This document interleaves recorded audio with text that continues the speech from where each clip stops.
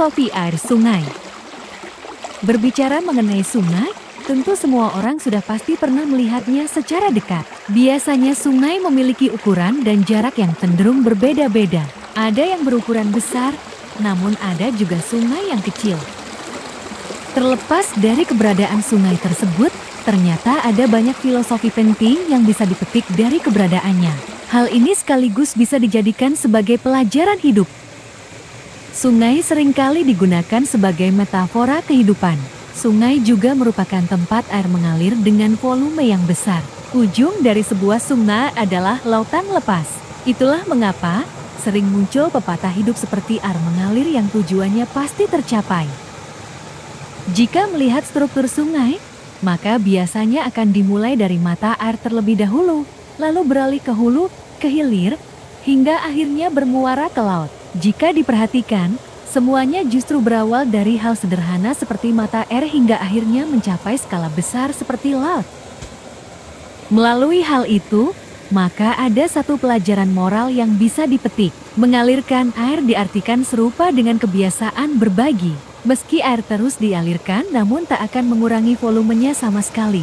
Sama halnya dengan manusia, kebiasaan berbagi yang dilakukan tak akan mengurangi apapun, bahkan justru kebiasaan tersebut akan semakin menambah nilainya.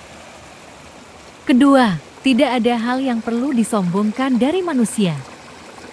Jika melihat proses mengalir di sungai, maka kamu dapat membayangkan bahwa arusnya memang terkadang cukup kencang. Hal ini karena memang distribusi volume air juga biasanya akan berbeda-beda, bahkan hingga sampai yang deras sekalipun. Namun, air yang mengalir dari mata air pada akhirnya akan terus bermuara hingga ke lautan lepas. Hal tersebut tentunya mirip dengan fase kehidupan manusia, dimulai pada saat dilahirkan, namun akhirnya tentu akan kembali pada Sang Pencipta. Dengan demikian, maka tak ada satupun hal yang patut disombongkan, sebab semuanya hanyalah sebuah titipan. Ketiga, kehidupan bak air mengalir di sungai. Rasanya memang ada banyak filosofi yang bisa diambil dari arus air yang ada di sungai. Proses awal yang dimulai dari mata air sampai akhirnya bermuara ke lautan tentu membutuhkan waktu yang tidak sebentar. Bahkan rasanya proses tersebut sangat mirip dengan kehidupan manusia yang penuh dengan lika-liku. Jalur sungai pun tentu tidak selalu mulus, terkadang harus berbalap hingga curam. Kehidupan manusia pun demikian, namun harus tetap dijalani sesuai garisnya. Keempat, memberikan sumber kehidupan bagi manusia. Sungai bukan hanya tempat mengalirnya air saja, namun sungai memiliki peran penting bagi khususnya manusia. Bahkan sungai dianggap sumber kehidupan, sebab keberadaan airnya mampu membantu pasokan kebutuhan harian. Selain itu, air sungai juga bisa dimanfaatkan untuk tenaga listrik. Dari hal tersebut saja, maka bisa disimpulkan bahwa sungai memiliki banyak sekali manfaat. Oleh sebab itu, manusia juga tentu bisa memberikan manfaatnya pada sesama, sebab tidak ada yang sia-sia di dunia ini. Kelima, merupakan rumah bagi banyak makhluk hidup.